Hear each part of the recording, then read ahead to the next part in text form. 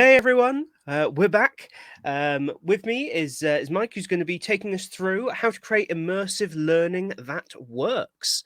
There's really not much more of an intro needed than that to a session like this, so I'm going to get out of the way. Mike, the stage is yours. Well, thank you very much, and thanks to everyone who's joining with us this afternoon, or afternoon for us here in the UK. So yeah, as Tom says, the basics of the presentation, I'm sure we've got people with all varying ranges of experience in this space, but the focus of today's session is about immersive learning, how to increase engagement and to improve outcomes. So basically how to create immersive learning that works, essentially. So the session will be a mix of some ideas and concepts around what immersive learning is and why it works, along with hopefully a few practical tips and bits of advice. And ideally, we'll obviously have some time to cover any questions at the end. So I will dive in to the session. Oh, just to introduce myself as well, I'm Mike Stodd, as Tom said, and I'm the chief exec of a company called Near Life. And kind of immersive learning is really the space we're in. So apologies for those of you who are kind of familiar with this space, but just for those who aren't, I mean, it can mean different things to different people. So, I've got a slide here. What is meant by immersive learning? Well, when we talk about immersive learning, we definitely take the kind of the broad interpretation of what immersive learning is. So what makes learning content immersive? What brings people into the kind of the learning and makes it a more immersive experience?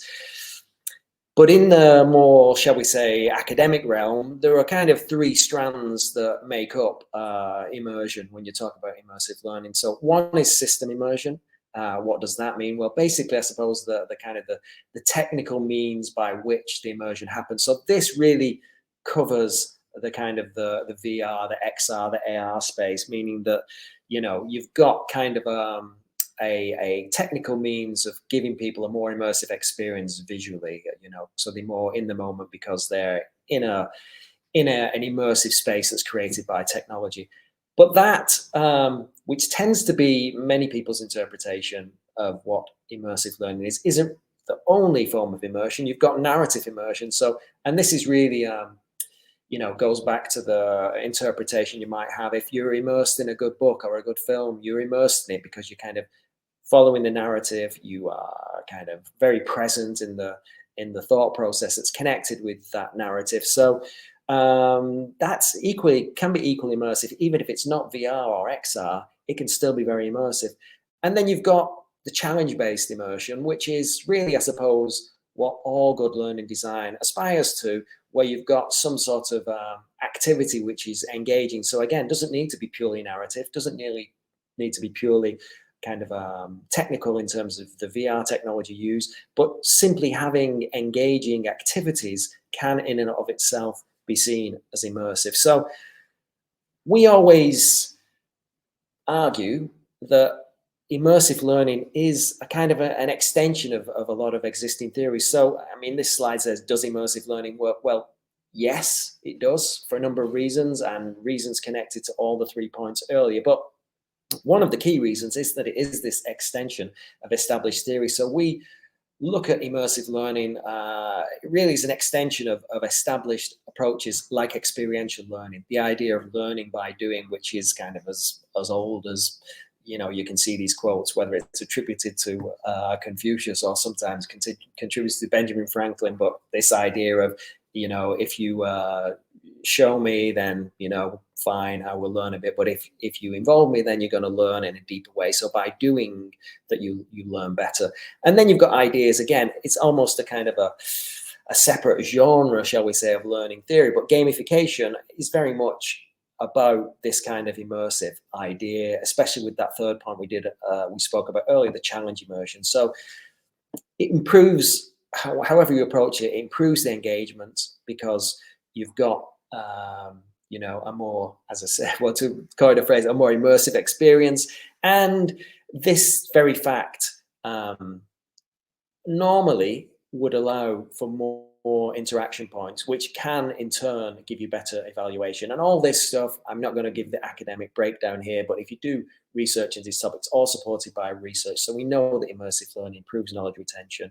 We know that it kind of allows you to have go through an experience in a more safe and controlled way. So there are all sorts of advantages, but the bottom line is it works. And I mean, there's some fairly kind of eye-watering statistics that actually can fully immersive learning, whether it's VR or another form of immersive learning, can actually increase retention by as much as 90%. So it definitely is worth considering. If you're in this space, you probably know this already. But if you're not, it's definitely an area to look at and how you can adopt it. And I mean, one of the challenges is how you actually do create the learning and make it effective. So again, not to dwell on this and the theory side of it, but there's again Kolb's learning cycle, a well-established kind of theoretical approach to experiential learning. This idea of learning by doing it, very much there's a kind of a natural evolution from this type of thinking to take us to where we are now in terms of immersive learning content. Likewise, gamification.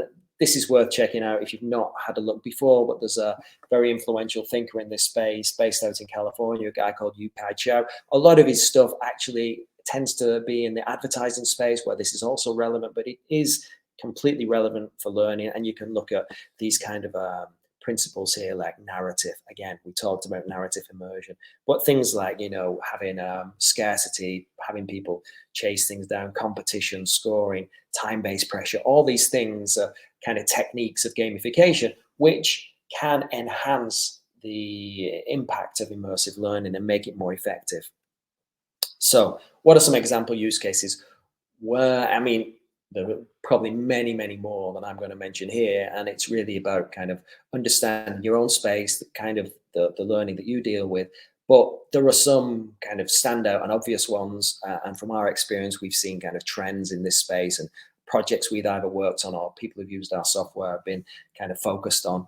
So emergency response. That's generally been one of the kind of the leaders in adopting immersive learning because you're kind of dealing with high risk situations where, immersive or experiential exercise can be expensive to do, but you still need to give that very present feeling of what would you do in this dramatic situation. But you can equally use it for soft skills when you talk about dealing with people, being in that situation, whether it's difficult conversations, whether it's managing kind of difficult behavior or encouraging, kind of positive behavior, whatever it might be, cultural behavior. There's all sorts of things that can be handled in a soft skills space that work well with both VR and interactivity. Healthcare, another one, very, very mature in that space. I'd say arguably one of the most mature spaces to look at VR learning, immersive learning as a whole. And even sales and customer service, very popular for scenario-based learning. So what would you do dealing with customers, etc. So I would summarize it to say, and again, this is not to be a catch-all definition, but useful shorthand to think about where immersive learning can really be used effectively is where is situational decision-making important? So where have you got a situation where, making a choice or behaving a certain way in a particular moment is important because it's able to give that feeling of immediacy. And that's where the techniques of time-based decision making and the kind of gamification elements, choose your own adventure, whatever you want to describe it as, branching scenarios, those type of things. Where is that important? Where is it important to feel present and make decisions in the moment? And another way of looking at it is where a kind of the use of simulations well established. So anywhere where simulations are used, you can really map that across the digital space and you can really create kind of a game-like experience that's based around simulation. So they are handy ways to think about where immersive learning can kind of be applied in an effective way. So diving a bit deeper into the more practical elements, this is just taken from our own project approach when we've dealt with projects in this space. So, I mean, we're actually primarily a learning technologies company, so we have a software that people use, but we do get involved in project delivery. It's where we came from. And I would say we are approaching things in quite a specific way. So this process may not map across exactly for every one of you, but just to kind of share how we approach things. What we like to do is begin the design process with a story workshop. So let's take an example. We worked on an international humanitarian aid project where it was all about safety and security for NGO workers or humanitarian aid workers. So quite a sensitive topic, quite a difficult one to address. So it's very much about getting together the stakeholders, ensuring the kind of the premise is correct. So why we call it a story workshop is because, and I'll come on this again later in the summary, but what you want to think about is mapping the learning objectives across into your immersive experience. So let's take this as an example of a narrative-based immersive experience, whether it's VR or whether it's just straightforward interactive video.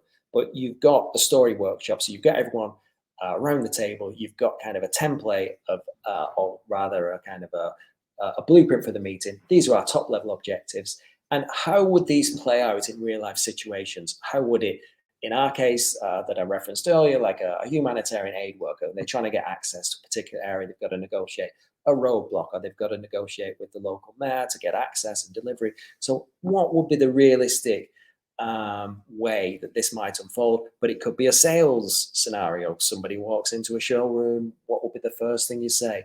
How do you approach them? How do you recognize buying signals? So you're trying to, the story workshop is about building a narrative that is wrapped around the framework of the learning objectives. Now, from this, our tip would be, and what we do is create kind of what we call a story document. So a narrative-based document that breaks down the kind of, and this is, as I say, ties particularly to narrative decision-based scenarios like branching scenarios or game-like situations. You've got a story that this happens, what would happen next? If you chose this, what would happen? And that's the blueprint that you can have all your stakeholders, your subject matter experts buy into. And that allows you to build the game diagram, again, bringing in the idea of gamification. This is quite specific, but the idea that you've got this immersive experience that allows you to see events unfold according to the choices you make. You would script that. You've got kind of a blueprint there that you can script.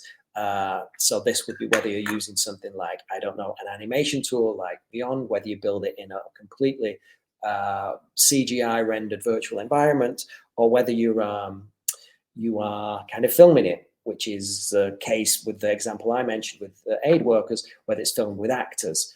And then you obviously edit that, and then you build the game in whichever technology approach you use. However you're going to approach it, you've got that kind of final element. But it's just a way to think about it. The critical bits happen early on, which is really making sure that the narrative structure is built around and matched to the learning objectives, and everything flows from that, really. And the final elements can shift depending on the particular immersive approach you're taking. But this, for a narrative, decision-based, scenario-based, interactive experience, this would be an approach that we would use. So a quick example, this was a project in a related space, the one I've just mentioned. Bear with me here. I will just skip over tabs. So this is built out as an example in our software. So we have we worked on a project with the World Health Organization, and it was connected to similar, as I described already, with humanitarian aid workers. It was about civilian nurses and civilian kind of doctors who are being posted overseas, maybe into a situation where there's perhaps civil unrest, or there's some degree of instability, so they may not be familiar with it. So it's kind of an awareness raising exercise, and it's mapped across from the WHO's Blue Book, which is really their security guidelines. So you can see here it's built out. This would be the game diagram that I mentioned. So again, we're kind of using our software here, but you may use a different approach. But in our kind of software, you've got the ability to kind of give these decision-based options. So this is a combination really of I suppose, all elements of the immersion principles we talked about before. One, because it's VR based, it's actually a 180 video. It could be 360, but one suggestion we would make if you were going down the VR video route is that if it's an exploring project, as in you're going through different rooms, you may be exploring a factory or a facility, 360 works well. If it's more narrative based like this, where the decisions are kind of focused around interacting with people and making decisions, then 180 just gives you that ability to kind of focus the view on the part of, shall we say, the part of the sphere that matters, which is the kind of the 180 that's in front of you, and it just gives you ability to direct the action a bit more. So so this is built out with the decision-making options, relatively straightforward, but you've got kind of different outcomes depending on the choice you make. So in the case of this, it's scripted and designed like the process we went through earlier with experts. It's mapping across learning objectives from the WHO's Blue Book, and then it's creating this interactive experience, which can be shared when it's published anywhere, because you can embed. I mean, and this is a thing you'll need to think about depending on the approach you use in terms of technology, how you will share it. Is it something that we integrated with LMS? Well, and we integrate with LTI or kind of the SCORM base because it's web VR, but some VR experiences you may find it's like a self-contained one-off experience, or it's created as a distinct one-off project. But then you can, so just to give you a quick preview of this, so this is when you use web VR, I suppose one of the advantages, and the technology is evolving all the time, and like Meta with the new kind of Quest have made web VR more accessible. So if you to go to the full experience here, you can kind of access it directly from the LMS and have people experience it through a headset or even through a smartphone. So I won't show you the whole thing here because I know we've got limited time, but basically you're in a situation here where you're presented with options, you've got to make a choice, and then it's going to unfold according to the choices you've made. So you've designed the experience and you've built in that feedback in a kind of a gamification manner. But it's also got a narrative element because it's a story where, like, as I say, choose your own adventure principle would be a good way to look at it, where you're kind of your choices outcomes, but there's a story there. So that's why I would say something like this, you combine all the elements of the technical, the narrative, and the kind of the game-based stuff. So it's just and some projects will be a combination of one or two, or maybe just one of the, maybe all elements. So just to show you another example, though, that is not necessarily not just a VR one, just another one here to show you that it can work in a similar way. This is built with, I'm sure many of you are familiar with Beyond, the animation software makes animation very easy. But this is a simpler kind of approach to the same idea, and it can still be, I would argue, and we pretend that it's a it can work as well. You know, it doesn't need to be a big budget film, 180 or 360 video or immersive experience, or designed in fully rendered CGI.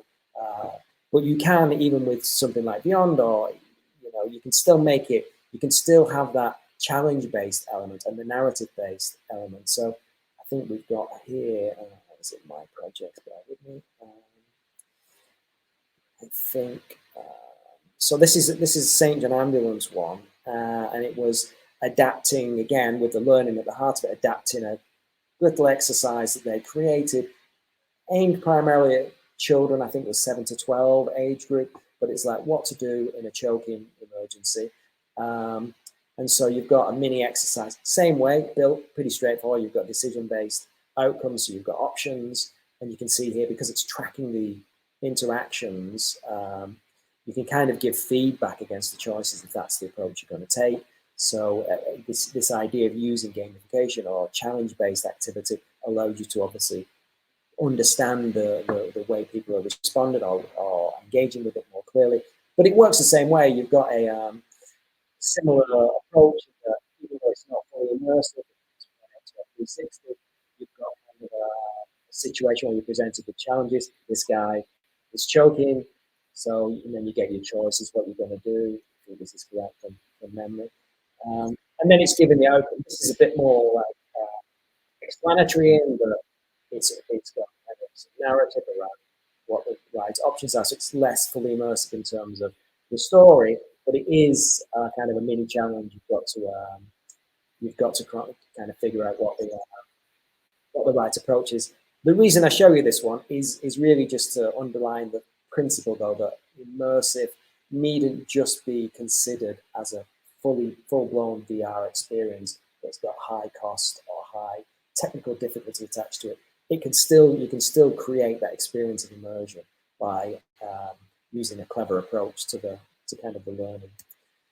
So I mentioned there measurements and feedback. So that's an advantage especially if you're really focusing on the interactivity aspect of immersion, so the challenge-based stuff, the gamification elements. Means you can track those choices. Again, this is just a screen grab from our software, but it's really about whether you use something like XAPI, where you can track kind of verb-based interactions, or you kind of use another way. The idea that you can understand how people are experiencing your immersive exercise or content, it just gives you a richer view, both at individual level and also for performance level for the group as a whole. So you look at trends across, let's say it was something about cultural bias, you could look at maybe you're a large organization, you want to understand how you spread across different countries, you want to understand different trends across different areas. It gives you the ability to do that. And obviously by making it immersive, making it realistic, you can kind of understand in a clearer way how people would respond in certain situations, and if there are patterns that might inform future learning activity. So these, in summary, would be some of the key considerations that we would underline. And I said to Tom earlier, very happy to share this presentation. I know it's not vastly detailed, but should anyone want it, they're fine to have it. But really just to summarize, if there are any takeaway points that we would kind of share from our experience, I think that the biggest of all, and I'm stating the obvious perhaps, but it's having the clarity of outcomes. What do you want to achieve? And if you're going down the immersive route, and you're going down the interactive route, then you want to maximize the value and the potential that offers you. So if you have got kind of let's say, a decision-based scenario where there are going to be 8 choices, well, map those 8 choices, or rather let the 8 choices be informed by 8 specific learning objectives. So you have the overall learning objective that you want to improve sales performance, but then you want to maybe have specific learning points.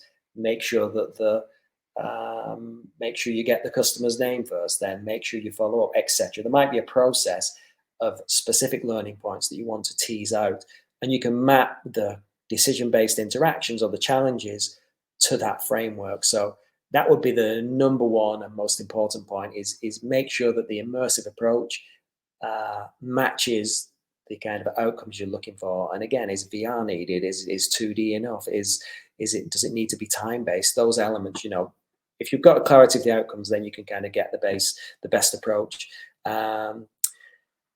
Link to that, if you know where you want to get to, then you can better understand how you'll measure success and build that into the design, depending on the software approach you're using. I'd shown it earlier that with the decision-based scenarios that we create or people use in our software, you can kind of track choices, you can understand the options that people are taking, but there may be a specific thing that you want to focus on. Is it score? Is it a pass rate? And you've got to look at and understand what success would look like. Again, perhaps not exclusive to immersive content, but it does potentially give you richer information, so you can be clearer in your measurements. Then, obviously, the real world, when it comes to learning content, you may dream big, you may want to do fantastic, cinematic level VR immersive award-winning experience. Perhaps you can't do that. Perhaps Beyond will suit, or even just interactive slides built with something like Canva or PowerPoint. If you get the kind of the creative side right and make the challenges interesting or make the narrative engaging, then you can still provide that immersive experience. So again, no point starting out and planning for something which isn't possible. You look at what's realistic, and then you can kind of think, right, okay, this is how I'm going to create it because this is the realistic option. And obviously, once you get more experience that creating these, is going to be all sorts of kind of cost reduction by doing these things at scale and by doing it more often. Obviously, again, link to that and link to the other points. What technical approach do you use? You know, are you going to use a particular software to create it? Are you going to bring in kind of content creation experts who will deliver the whole project? Is it going to be a self-contained world that you've got limited users? Is it going to adopt like a web VR approach like we showed earlier, where you can embed within your learning management system and share more widely? Again, that perhaps links to the next point of integration. You know, how will you share it? Where will it sit? What will be the kind of wider learning ecosystem that it's connected with? So all these will be key points, and I think it's worth putting in the thought up front to know how to get the most out of the immersive learning, because it does definitely work. Learners prefer it. The knowledge outcomes are better. And you can obviously, even from a learning design perspective, have a lot of kind of creative fun from what you can design and deliver. That's it. That's my email. Please feel free to get in touch. You can find more about Neolife, obviously, online and what we do and all the rest. But I'm happy now to take questions. I don't know, Tom, if you've got any there already, or let me know what you might. If I can't answer now, then again, Cool. happy to follow. So I don't think we've got any questions thus far. Here we go.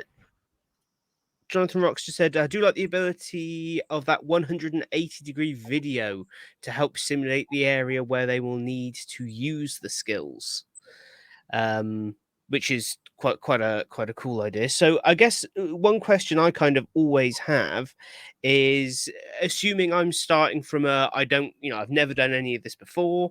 If I was to take one step today, where would you suggest I start?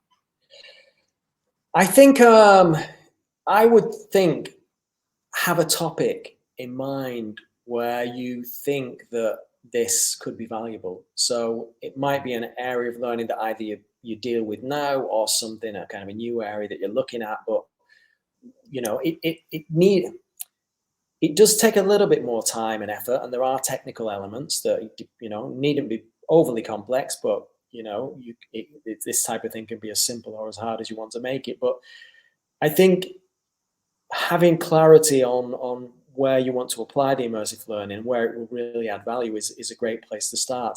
And then the next steps will flow from there, because you can start to think, well, is it going to be do I want to go full VR here? Is CGI kind of rendered environment better, or is video the more realistic way to go? You can start then to kind of follow the next steps. But I think having the topic in mind that you're involved with or looking to get involved with, and then and that will, I suppose, help focus your mind towards the research of what tools or what approach or what partners, depending how you approach it, how you're going to work. So I think that, considering the subject matter first and then the research that follows, and then you bit by bit, you go down into the practical elements that we went through there. How are you going to design it? How are you going to deliver it? But I think you could take away from this today that, right, okay, I think it's going to work here, and then start the conversation there. I think that's great, yeah, because I think the danger with this often is, like, say, where perhaps it does take a little bit more time, a little bit more effort, when you kind of try and implement something like this in an area that just doesn't benefit from it. From a business's perspective, it can come across as kind of wasteful, which I think is sometimes the challenge that we get when we come with these ideas, right? Yeah, that's because it obviously, as I tried to illustrate earlier, it does bring value, and there are Yes. there are benefits, but the benefits. So I mean, I talked about some of those areas that are clearly where it's well established, like healthcare and others, but in the corporate space, better probably if you've got large numbers and you can create an exercise. So that's where something like WebVR is handy, because it's not going to increase with cost, because it's just like they're going to access it from your learning management system, or even like a project page web, and it can help. The cost element needn't be as high as it may seem, depending on the choices you make. No, I like that. I think it's just one of those myths that surrounds it, right? That, oh, if you're going to go into that, you've got to have a big budget, you've got to have a long time scale, it's got to be super complex. Whereas I think one of the things I definitely took away from this was maybe it can be nowhere near that complex. Maybe it doesn't need to take a long time, and maybe you don't need to spend a fortune. No, exactly. And So, it doesn't even need to be what I was trying to get across. It doesn't even need to really be VR to be immersive. You can focus on the narrative element or the game-based elements, yeah, and that might be a kind of a lower hanging fruit to get people. And maybe it's just like a flagship particular project where you really need to be in that 180, 360 space because you want to walk this pathway without, like you were saying before, when you don't want to spend too much money, or it'd be kind of a gimmick for the sake of it, but rather yeah. match the value to the content. Fantastic. Well, some real wisdom there that we can all implement. Mike, I want to say thank you so much for taking the time to come and talk to us all. I think there's a lot there we can all take away. Certainly, I will. And thank you, everyone in the audience as well. Thank you for staying with us. Next up on the stage, we have a session on, if I can find it, Google Workspace tools for learning and development. So something a little bit different. And then at we still have using technology in the classroom running on Zoho, and that will be followed by the power of a consultative approach at 5:15 over on Zoho. So that's what's coming up next. Thank you all once again, and until then, we'll see you later. Thanks, Tom. Thanks, everyone.